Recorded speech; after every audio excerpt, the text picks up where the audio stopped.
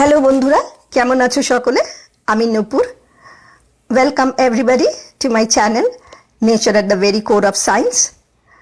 আজকে অনেক দিন বাদে পড়তে এলাম গল্প বেছেছি সেই একেই বলে শুটিং, সত্যজিৎ রায়ের লেখা। সেখান থেকে কাশি, ফেলুদার সঙ্গে কাশিতে। তোমরা নিশ্চয়ই জয় বাবা ফেলুনাথের সিনেমাটা দেখেছো, সেই অপূর্ব সিনেমাটা। সেই সিনেমাটা তৈরি করতে গিয়ে কাশিতে এসে কি কি ঘটনা ঘটেছিল, শুটিংয়ের কোথায় কোন মজার ঘটনা হয়েছিল, সেগুলোই সত্যজিৎ রায় আমাদের সঙ্গে শেয়ার করছেন। সুতরাং এ জিনিস কি বলবো, দারুণ, মধু আছে এতে। তো এখানে দুটো কথা বলবার খুব ইচ্ছে হচ্ছিল যে আমিও এবার ইন্ডিয়ায় যখন গেছিলাম, কাশিতে গিয়েছিলাম, এবং আমাকে কাশি, আমি বেশি দিন থাকিনি, মাত্র 4 দিন ছিলাম, কিন্তু কাশি আমাকে এমনভাবে টেনেছে আমাকে আবারও যেতে হবে। এবং অবশ্যই কাশির যে জিনিস ভালো লেগেছে সে হচ্ছে গলির মধ্যে গলি, তস্য গলি, এবং ঘাটের পর ঘাট, এবং কত কত মানুষ, কি তাদের ভক্তি, কি তাদের বিশ্বাস। আমি তাদেরকে দেখেই আমার মনে হয় যে আমি যেন একটা প্রত্যয়ের আলো দেখতে পাই। আমার খুব ভালো লাগে, এবং আমার ওই সাধারণ মানুষের মধ্যে মিশে যেতে আমার সবসময় খুব ভাল লাগে। পথ আমাকে ভীষণভাবে টানে, এবং অচেনা মানুষের সঙ্গে দুদণ্ড কাটিয়ে নিজের দুঃখ তাকে বলা বা তার দুঃখের কাহিনী শুনে একটা কিরকম একটা আত্মীয় মতন মনে হয়। সেটা অল্প সময়ের জন্য হলেও সেই জিনিসটা আমাকে খুব নাড়া দেয়, এবং আমার খুব মনে হয় যে আমি একটা বড় পাথেও পেয়ে গেলাম। তো ফেলুদার সঙ্গে কাশিতে পড়তে গিয়েই আমার মনে হচ্ছে এরকম গলির কথা এবং কাশির কিছু মজার কথা নিশ্চয়ই আসবে, এবং আমি আবার পেছন ফিরে দেখব যে আমি কি কি দেখেছি আর কি কি আমার এখনো দেখা বাকি আছে। সুতরাং এই বইটা একদিক দিয়ে আমার নিজের একটা, বলতে পারো, একটা ট্যুর গাইডের মতো কাজ করবে। তো চলো একসঙ্গে দেখি আমরা যে কি হয়েছিল কাশিতে ফেলুদার সঙ্গে। আর আরেকটা কথা হচ্ছে গিয়ে, তোমরা যদি কমেন্ট করো তাহলে আমার খুব ভালো লাগবে, কারণ আমি তাহলে জানতে পারবো। প্রত্যেকের দৃষ্টিভঙ্গি জানাটাই একটা খুব মজার কাজ আর কি। ক্রিয়েটারদের খুব ভালো লাগে সেটা, কারণ এমনই একটা প্ল্যাটফর্ম যেখানে মানুষের সঙ্গে মনের ভাব ভালোবাসার আদান প্রদান হয়। তো আমার আগের বইটা হাল্লা রাজার পড়াটা, আগের পঠনটা তোমাদের খুব ভালো লেগেছে। আমি অনেকগুলো ভিউ পেয়েছি, কিন্তু অবশ্যই কোনো একটিও কমেন্ট আসেনি, এবং লাইক একটি কি দুটি, সেটা পরের কথা। কিন্তু তোমরা যদি কমেন্ট করো, তোমাদের মানে কিছু যদি মনে হয় যে কোথাও কোনো কারেকশন করার দরকার আছে, কিংবা অন্য কোনো এরকম ধরনের শুনতে চাও, সেগুলো যদি আমি পাই কমেন্টসে, তাহলে আমার মনে হবে যে আমি যেন মানে তোমাদের না দেখতে পেলেও আমি যেন ওই জায়গাটায় একসঙ্গে একটা, আমাদের একটা চেনাশোনা হওয়ার জন্য একটা পরিসর জন্মায়। সেই জন্যই কমেন্টস পেলে খুবই ভালো লাগে। আশা করব তোমরা আস্তে আস্তে কমেন্টস দেবে, যেহেতু আমার ভয়েসটাই তোমরা শুধু শোনো।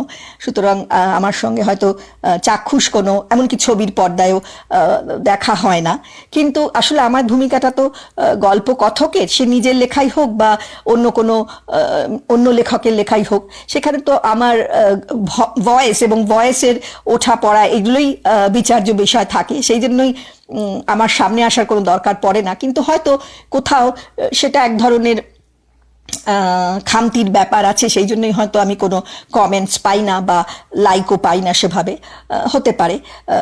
আমি যদি সে সম্বন্ধেও তোমাদের কমেন্টস পাই, তাহলে সেটাকে বিচার করবার চেষ্টা করব। তবে হ্যাঁ, আমি যেমন অনেক সময় চলন্ত গাড়িটা কোথাও থামিয়ে একটা জঙ্গলের মধ্যে বা কোনো ছোট্ট একটা স্ট্রিমের পাশে আমি গল্প পড়ি। আমার পুরো অনেক গল্পের বই থাকে আমার গাড়ির মধ্যে। ইনফ্যাক্ট গাড়ির মধ্যে আমার অনেক কিছুই থাকে। গাড়িটা আমার, বলতে পারো, একটা দ্বিতীয় ঘরের মতন। যখন যেটা ইচ্ছে হয় করি। তা আরেকটা জিনিসও মনে হলো বলে দিই, যে আমাদের এখানে তো এখন সকালবেলাটা ঠান্ডা পড়ে, আবার বিকেলের দিকটা একটু গরম হয়, আবার রাত্রের দিকে ঠান্ডা পড়ে। এরকম করতে করতে অক্টোবর মাস যেই এসে যাবে, তখন প্রথম বরফ পড়াও দেখবো আর কি। অক্টোবরে কয়েকটা বেশ ভালো তুষার ঝড় হয় আর কি।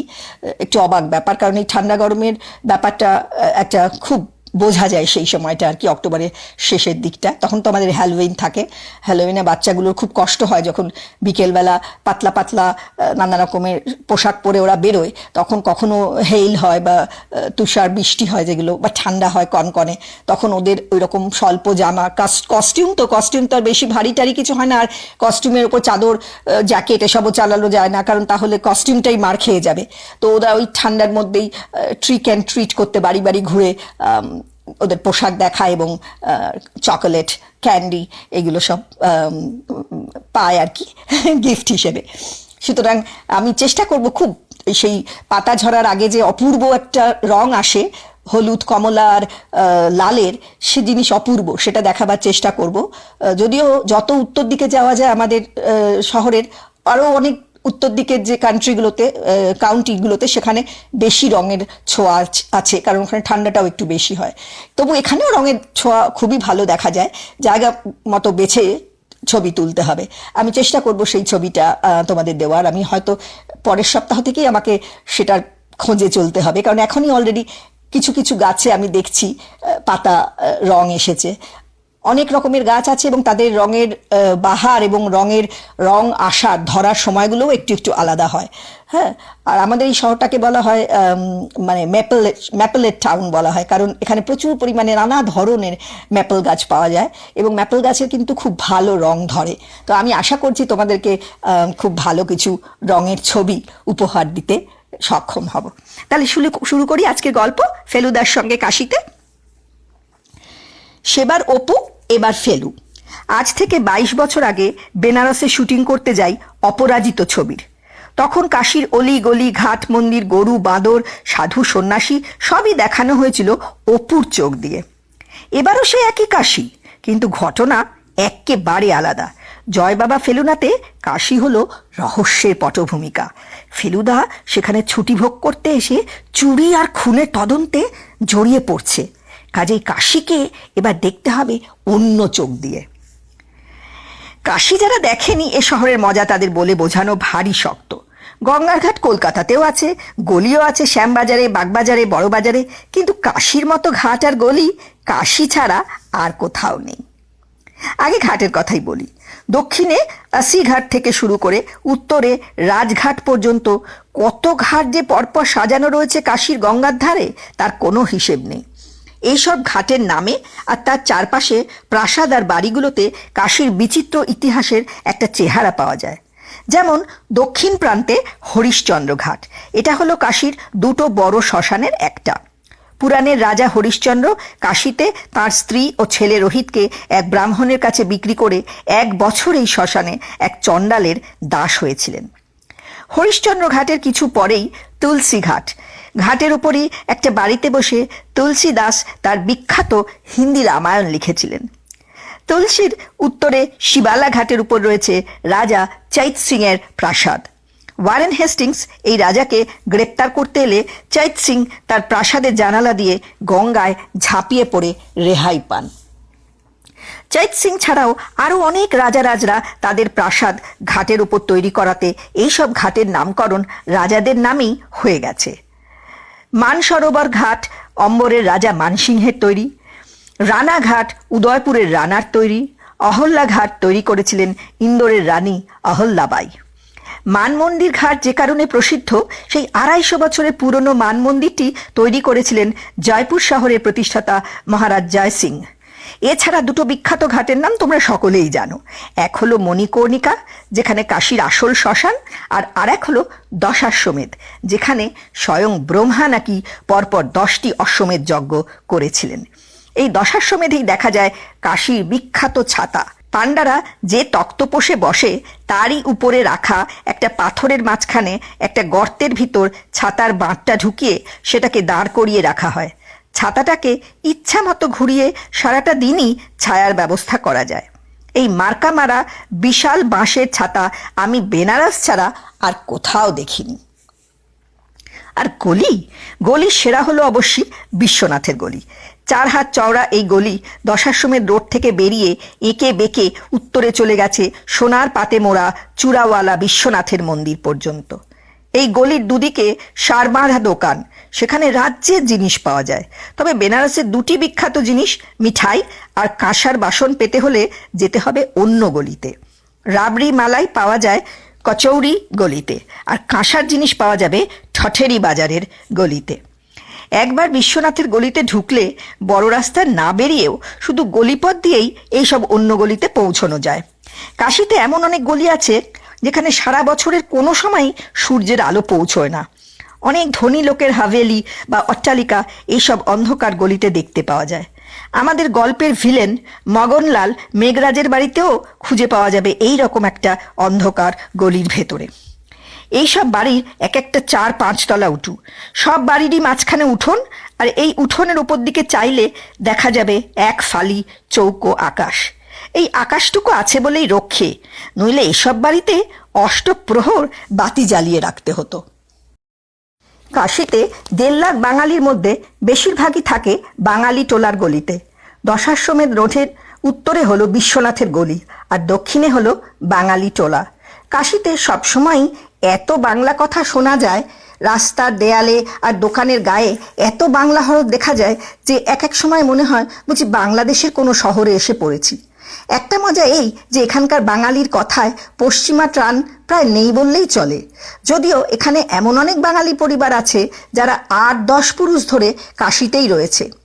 চৌখাম্বার মিত্তিররা তো রয়েছেন প্রায় 400 বছর, অর্থাৎ সেই মোগল আমল থেকে। এই মিত্তিরদের বাড়ির দুর্গাপূজা এখানকার সবচেয়ে পুরনো পূজা। এদের দুর্গা, লক্ষ্মী, সরস্বতী, কার্তিক আর গণেশ আলাদা আলাদা ডুলিতে করে ঘাটে নিয়ে গিয়ে ভাসান দেওয়া হয়। বাড়ি হলো গলির মধ্যে, বাইরে থেকে দেখে কিছুই বোঝার জো নেই। ভিতরে গেলে দেখা যায় মহলের পর মহল জুড়ে ছড়িয়ে আছে। এই কাশীর ঘাটে আর গলিতে ঘুরে ঘুরে ফেলুদাকে রহস্যের সমাধান করতে হবে। শুটিং করার আগে জায়গাটাকে একবার ভালো করে ঘুরে দেখে নিতে হয়। কোন কোন জায়গায় কাজ হবে, সেখানে কোন সময় কেমন আলো থাকে, সেই আলোয় ছবি তোলা যায় কিনা, সেখানকার লোকজন আপত্তি করবে না কিনা বা সহায়তা করবে কিনা, এই সমস্ত কিছু আগে থেকে জেনে না নিলে পরে কাজের অসুবিধে হয়। শুটিং শুরু করার আগেই তাই আমরা 3 দিনের জন্য কাশী গেলাম জায়গাটাকে সার্ভে করতে আর স্থানীয় লোকজনের সঙ্গে কথা বলতে। জয় বাবা ফেলুনাথের ঘটনা পুজোর 5টা দিনে ঘটেছে। গল্পে দুর্গা প্রতিমার একটা ব্যাপার আছে, সেই প্রতিমা আমাদের গড়াতে হবে কাশীতেই। আমরা প্রথম দিনই রওনা দিলাম বাঙালি টোলার গণেশ মহল্লার উদ্দেশ্যে, কারণ জানতাম যে সেখানে কয়েক ঘর কুমোর বাস করে। এখানে গোধুলিয়ার মোড়ের কথাটা না বললেই চলে না, কারণ এই গোধুলিয়া থেকে বেরোনো 4টে রাস্তার একটা ধরেই গণেশ মহল্লায় যেতে হয়। কলকাতায় যেমন শ্যামবাজারের 5 মাথার মোড় বা ধরমতলা চৌরঙ্গীর মোড়, তেমনি কাশীর হলো গোধুলিয়ার মোড়। রাস্তার লোক চলাচলটা যখন একটু জমে উঠেছে, তেমন একটা সময় এই গোধুলিয়ার মোড়ে হাজির হলে মনে হবে কাশীর 18,000 সাইকেল রিকশার সবকটাই যেন একসঙ্গে সেখানে মিলে চতুর্দিকে এক রাস সচল ও সশব্দ পাঁচিলের সৃষ্টি করেছে, যেগুলো ভেদ করে পথচারীর রাস্তা পেরোনোর কিছু মাত্র আশা নেই। আর শুধু যে সাইকেল রিকশা তা তো নয়, তার সঙ্গে মানুষ, গরু, টাঙ্গা, মোটর গাড়ি আর এমনি 2 চাকার সাইকেল। এই জনসমুদ্র আর যান সমুদ্রের মধ্যে লাল পাগড়িধারী, যেমন আগে কলকাতায় ছিল, পুলিশকে দেখা যাচ্ছে মাঝে মাঝে হাত নেড়ে অঙ্গভঙ্গি করতে, কিন্তু সেদিকে বিশেষ কেউ দৃকপাত করে না। বোঝা যাচ্ছে পুলিশও তার কাজটাকে বেশ হালকাভাবেই নেয়, কারণ তাদের কটাক্ষপাতের মতো অনেক ঘটনাই রাস্তায় হামেশা ঘটছে। মোটর গাড়ি সাইকেল রিকশাকে ধাক্কা মারছে, সাইকেল রিকশা মারছে সাইকেলকে অথবা মানুষকে, অথচ কেউই তাতে খুব একটা বিচলিত হচ্ছে বলে মনে হয় না। পুলিশ তো নয়। এই গোধুলিয়ার চৌমাথা থেকে যে রাস্তাটা দক্ষিণে চলে গেছে, সেটা দিয়ে মাইল 1.5 গিয়ে বাঁয়ে পড়ে গণেশ মহল্লার গলির মুখ। সেখানে আমাদের ট্যাক্সি দাঁড় করিয়ে আমরা গলির ভিতর প্রবেশ করলাম। মিনিট খানেকের মধ্যেই কয়েকটি স্থানীয় বাঙালি ছেলে আমাদের সঙ্গে ভিড়ে পড়ল। সকলের মুখেই একই প্রশ্ন, কি বইয়ে শুটিং হবে দাদা? ফিল্মের বাংলা প্রতিশব্দ হিসেবে বই কথাটা বাঙালিদের মধ্যে যে কি করে চালু হলো, এটা আমার কাছে একটা রহস্য। বইয়ের বদলে ছবি বলতে আপত্তি কি? যাই হোক, সকলের শুটিং দেখবার আগ্রহ, অথচ ব্যাপারটা কিন্তু আসলে বেশি ক্লান্তিকর, কারণ ছবিতে যে দৃশ্য হয়তো 1 মিনিট চলবে, সেটা তুলতে অনেক সময় লেগে যায় 1 ঘন্টারও বেশি। কিন্তু এই কথাটা বলেও আগ্রহটা দাবিয়ে রাখা যায় না। যাই হোক, এরা যখন এখানকার লোক তখন এদের সাহায্য নেওয়াটাই বুদ্ধিমানের কাজ। কুমোরের কথা জিজ্ঞেস করাতে তারা বলল, চলুন ফেলুদার বাড়ি দেখিয়ে দিচ্ছি। কথাটা শুনে ভাবলাম এরা বুঝি ঠাট্টা করছে। ফেলুদার সঙ্গে কুমোরের কি সম্পর্ক? শেষটা কিন্তু দেখা গেল ব্যাপারটা ঠাট্টা নয়। গণেশ মহল্লায় সত্যিই এক ঠাকুর গড়িয়ে থাকেন, যার ডাক নাম ফেলু। ভদ্রলোকের সঙ্গে আলাপও হলো। নিরীহ মানুষ, একগাল দাড়ি, যদিও বয়স 30-35-এর বেশি নয়। সলজ্জ হাসি হেসে বললেন, আমার নামটার জন্য টিটকিরি সহ্য করতে হয়। ফেলুদার গল্প এখানে অনেকেই পড়ে। কুমোরের নাম ফেলুদা হওয়াটা খুবই আশ্চর্য ঘটনা, তাতে সন্দেহ নেই। কিন্তু শুটিং করতে গিয়ে এরকম ঘটনা আগেও অনেকবার ঘটেছে। অপরাজিত ছবি তুলতে বেনারসে আসার পরদিনই একটি বাঙালি ছেলে আমাদের সঙ্গ নেয়, যার ভালো নাম অনুপম আর ডাক নাম অপু। তার পরের বছর নিমতি তার পদ্মার ধারে চৌধুরীদের বাড়িতে জলসাঘর ছবি তুলতে গিয়ে দেখি সে বাড়ির এক ছোকরা চাকরের নাম তুফান। জলসাঘরের জমিদার বিশ্বম্ভর রায়ের প্রিয় ঘোড়ার নামও তুফান। আরও আশ্চর্য এই যে খান দশেক পুরনো জমিদার বাড়ি দেখে বাতিল করে শেষটা নিমতি তার চৌধুরী বাড়ি দেখে যেই সেটা পছন্দ হয়ে গেল, তখন শুনলাম যে এই বাড়িরই এক জমিদারের কথা শুনে তারাশঙ্কর বন্দ্যোপাধ্যায় বিশ্বম্ভর রায়ের চরিত্র তৈরি করেছিলেন। ফেলু পটুয়া ছাড়া আরেকজন পটুয়ার সঙ্গে এই প্রথম দিনেই আলাপটা হলো, যার নাম বংশীপাল। জয়বাবা ফেলুনাথের পটুয়ার নাম রেখেছিলাম শশীপাল। এই কাছাকাছি মিলটাও কিন্তু বেশ আশ্চর্যের। কুমোর ছাড়া আরও দুটো জিনিস আমাদের দরকার ছিল শুটিংয়ের জন্য। এক হলো গল্পের ভণ্ড সাধু মছলি বাবার জন্য ঘাটের ধারে কাছে একটা গোপন আস্তানা, আর দুই হলো যে ঘোষালদের 2.5 ইঞ্চি লম্বা সোনার গণেশ চুরি নিয়ে রহস্য, তাদের জন্য মানানসই একটি পুরনো বাড়ি। প্রথম দিনে গলি দেখা শেষ করে পরদিন সূর্য ওঠার 8 ঘন্টা আগে আমরা ঘাটে গিয়ে হাজির হলাম। অনেক ঘাট ঘুরে দেখতে হবে বলে আমরা ট্যাক্সি করে হরিশ্চন্দ্র ঘাটে গিয়ে সেখান থেকে উত্তরে দশাশ্রমের ঘাটের দিকে হাঁটতে শুরু করলাম। সোজা ঘাট ধরে হাঁটলে মাইল 2 পথ, কিন্তু আমাদের প্রায়ই সিঁড়ি ভেঙে উপরে উঠে আশেপাশের বাড়িগুলো দেখতে হচ্ছে। দশাশ্রমেদের কাছাকাছি যখন পৌঁছেছি তখন সূর্য বেশ খানিকটা উঠে গেছে। সেদিন আবার ছিল মকর সংক্রান্তির স্নান। আসল স্নান দশাশ্বমেধে, কিন্তু লোকের ভিড় উপচে পৌঁছে গেছে আরও দুটো ঘাট এদিকে ওদিকে। এইসব স্নানার্থীদের মধ্যে আবার হিপিরাও ঘোরাফেরা করছে। কেউ দোকান থেকে চা কিনে খাচ্ছে, কেউ বা ঘাটের সিঁড়িতে বসে পিরিং পিরিং করে সেতার বাজাচ্ছে, আবার কেউ এই সাত সকালেই গাঁজায় দম দিতে শুরু করেছে। গঙ্গার উপর দিয়ে বিদেশি টুরিস্টে বোঝাই বজরা ভেসে চলেছে। অনেকের হাতেই মুভি ক্যামেরা, তারা সাগ্রহে ফিল্ম তুলে চলেছে এই তাজ্জব দৃশ্যের। দশাশ্বমেধের ঠিক পাশেই দক্ষিণে হলো দ্বারভাঙা ঘাট। ঘাট থেকে খাড়াই সিঁড়ি উঠে গেছে একেবারে দ্বারভাঙা রাজার প্রাচীন প্যালেসের দরজা অবধি। আমরা সিঁড়ি দিয়ে উপরে উঠে গেলাম। কলকাতার মানুষ, অতগুলো বেয়ারা সিঁড়ি ভাঙতে বেশ পরিশ্রম হয়, অথচ এখানকার 80-82 বছরের বুড়ো বুড়িরা কত কাল ধরে সকাল সন্ধে দিব্যি এই সিঁড়ি দিয়ে উঠছে নামছে, ভাবতে আশ্চর্য লাগে।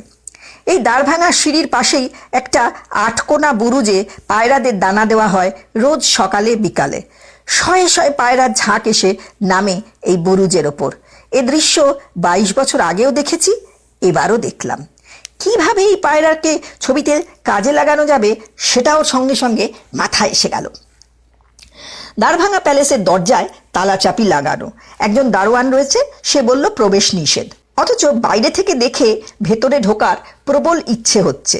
বুঝতে পারছি প্যালেসে কেউ থাকে না, কাজেই মছলি বাবার গোপন ডেরা সেখানে হলেও হতে পারে। সুখের বিষয়, 2 টাকা বকশিস দিতেই দারোয়ান চাবি এনে দরজা খুলে দিল। ভিতরে ঢুকতেই বুকের ভিতর ধুকপুকুনি শুরু হয়ে গেল, আর মন বলল যে আর কোনো বাড়ি দেখতে হবে না, যা চাইছিলাম তাই পেয়ে গেছি। গঙ্গার উপরে মোগলাই কাজ করা এই প্রাচীন পরিত্যক্ত প্রাসাদেই শুটিং করতে হবে, এবং সে কাজের জন্য অনুমতি যেখান থেকে হোক জোগাড় করতেই হবে। প্যালেসের প্রথম তলাটাই ঘাট থেকে প্রায় 50 হাত উপরে। দরজা দিয়ে ঢুকে প্রথমে পড়ে একটা খোলা বারান্দা। তার রেলিংয়ের ধারে গিয়ে নিচের দিকে চাইলে ঘাটের মানুষগুলোকে খুদে খুদে দেখায়। ঘাটের শব্দও এখানে ক্ষীণ হয়ে এসেছে। উত্তরে চাইলে দেখা যাচ্ছে রেলের ব্রিজ, আর দক্ষিণে ওপারে রামনগরের কেল্লার সামনে দিয়ে গঙ্গাটা বাঁক নিয়ে পূবমুখ হয়ে কুয়াশায় মিলিয়ে গেছে। প্রথম বারান্দা পেরিয়ে দ্বিতীয় বারান্দায় ঢুকে ডাইনে খিলান পেরিয়ে প্রাসাদের ভিতর গিয়ে ঢুকলাম।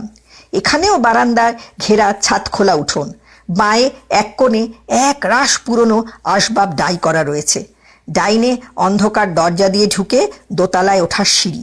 দিনের বেলায় টর্চ জেলে সিঁড়ি দিয়ে দোতলায় উঠেই মছলি বাবার ঘর পেয়ে গেলাম। ক্যামেরায় দেখালেই বোঝা যাবে এই বাড়িতে কস্মিন কালে কেউ আসে না, কাজেই গোপন ডেরার পক্ষে চমৎকার জায়গা। জায়গা বেছে নিয়ে প্যালেস থেকে বেরোবার সময় একটা আশ্চর্য জিনিস চোখে পড়ল। সেটা একটা বৈদ্যুতিক লিফট। বিদ্যুতের অভাবে সেটা অবশ্যই এখন অচল, কিন্তু রাজার আমলে যখন চলতো তখন সেটা প্রাসাদের 4 তলা অবধি ওঠানামা করত। 4 তলায় কালী মন্দির। রাজা স্নান সেরে লিফটে উঠে বোতাম টিপে সোজা পৌঁছে যেতেন পূজার ঘরে। মছলি বাবার ডেরা তো পাওয়া গেল, আর সেই সঙ্গে প্যালেসে শুটিং করার অনুমতিও আদায় করে নেওয়া হলো। এবার বাকি ঘোষালদের বাড়ি। খোঁজ করে আমাদের চাহিদা অনুযায়ী 2টো বাড়ির সন্ধান পাওয়া গেল। একটা মেমুরগঞ্জের সাহাদের বাড়ি। গিয়ে দেখলাম মোটামুটি গল্পের বর্ণনার সঙ্গে মিলে যায়, কিন্তু তার আশেপাশে বেনারসের কোনো চিহ্ন নেই। এখানে শুটিং করাও যা, কলকাতাতেও তাই। এ বাড়ি বাতিল করে আমরা চলে গেলাম নাগোয়া। এই নাগওয়ার ঘাট থেকেই সাঁকো পেরিয়ে রামনগর যায়। নাগওয়ার যে অংশে বাড়ি দেখব সেটার নাম লঙ্কা। বাড়ির মালিক ছিলেন উত্তরপ্রদেশের কোনো বিশ্ববিদ্যালয়ের ভাইস চ্যান্সেলর জ্ঞান চক্রবর্তী। তিনি মারা গেছেন অনেক কাল। এখন বাড়ি চলে গেছে ডালমিয়াদের হাতে। গেট দিয়ে ঢুকে বেশ কিছুটা হাঁটার পর গাছপালার আবরণ সরে গিয়ে বাড়িটা দেখা যায়।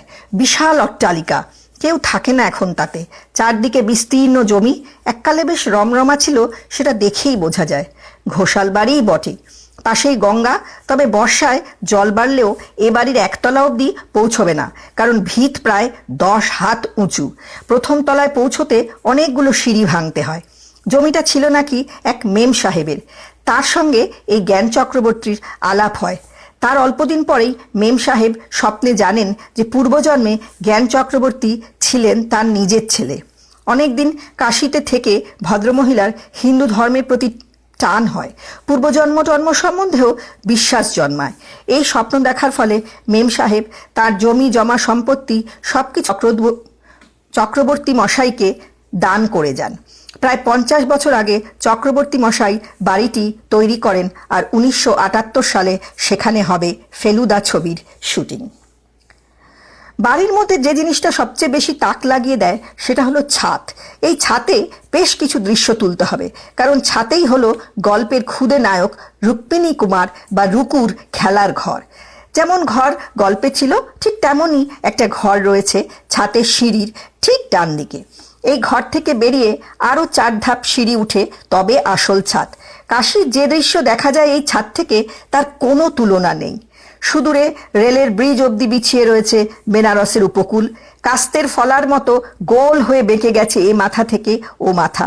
সকালের কুয়াশায় দৃষ্টি বেশি দূর যায় না, কিন্তু বেলা বাড়লে কুয়াশা কেটে ক্রমে পুরো শহরটাই চোখের সামনে ভেসে ওঠে। দক্ষিণে গঙ্গার পার অবধি সমস্ত জমিটাই ছিল চক্রবর্তীদের। সেই জমিতে এখন অরহর আর গাঁদা ফুলের চাষ হয়েছে। শুনলাম শহরের পুজোর বেশিরভাগ গাঁদাই এখান থেকে যায়। ঘোষালদের জন্য এত ভালো আর এমন জুৎসই একটা বাড়ি পাওয়াতে মনটা নেচে উঠেছিল। তারপর যখন জানলাম যে এখানে শুটিং করার অনুমতি পেতে কোনো অসুবিধা হবে না, তখন আনন্দের সঙ্গে পরম নিশ্চিন্তির ভাব নিয়ে 3 দিনের কাশীবাস শেষ করে কলকাতায় ফিরলাম। কলকাতায় দিন কয়েক থাকা, তার মধ্যে একটা বড় কাজ হলো রুকুর জন্য একটা নতুন ছেলে জোগাড় করা। শুটিং শুরু হবে ফেব্রুয়ারি মাসের 13ই। বেনারসে যখন শুটিংয়ের জন্য জায়গা খুঁজতে আসি তখন আমরা ছিলাম 5 জন। আমি ছাড়া ছিল আমার ক্যামেরাম্যান সৌমেন্দু, শিল্প নির্দেশক অশোক, যাকে কলকাতার স্টুডিওতে বেনারসের ঢঙে ঘরবাড়ি তৈরি করতে হবে, অন্যতম সহকারী পুনু সেন, আর প্রোডাকশন ম্যানেজার অনিল বাবু। এই শেষ জনের কাজ হলো সব খোঁজ খবর নেওয়া, শুটিংয়ের অনুমতির জন্য তদবির করা, খরচের হিসেব রাখা, ইত্যাদি ইত্যাদি। শুটিংয়ে যখন যাই তখন দলে থাকে অনেক লোক। এবারে যেমন কুলি মজুর বাদে ছিল 23 জন। পুরো একটা বগি রিজার্ভ করে সবাই একসঙ্গে এক গাড়িতে যাওয়া আমাদের রীতি। অভিনেতাদের মধ্যে শুধু ফেলুদা ছিল আমাদের সঙ্গে। বাকিরা তাদের যেদিন থেকে দরকার ঠিক আগের দিন পৌঁছলেই চলবে। এদের সবাইকে ঠিক ঠিক দিনে ট্রেনে তুলে দেবার দায়িত্ব পালন করার জন্য অনিলবাবু কলকাতায় রয়ে গেলেন। জয় বাবা ফেলুনাথের ক্ষুদে চরিত্র 7 বছরের রুকুর জন্য ছেলে খুঁজতে হবে আগেই লিখেছি। সেই ছেলেকে পেলাম যেদিন রাত্রে ডুন এক্সপ্রেসে কাশি রওনা হব সেদিন দুপুরে।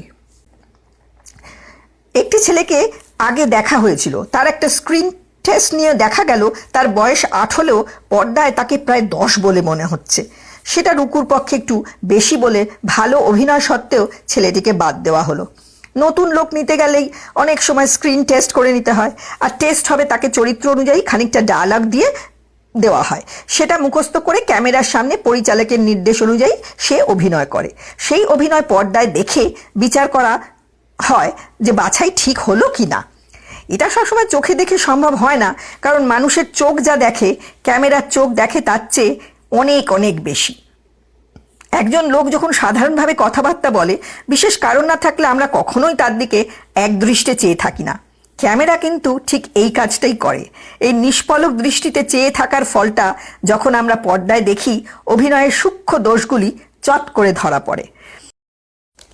রুকুর জন্য বাছাই করা ছেলে টেস্টে বাদ পড়ে যাওয়াতে আমাদের খুবই মুশকিলে পড়তে হয়েছিল। ছেলে আসছে অনেক, কিন্তু কাউকেই পছন্দ হয় না। এদিকে সময় চলে যাচ্ছে, শুটিংয়ের তারিখ বাঁধা, হোটেল আর ট্রেনের বুকিং হয়ে গেছে।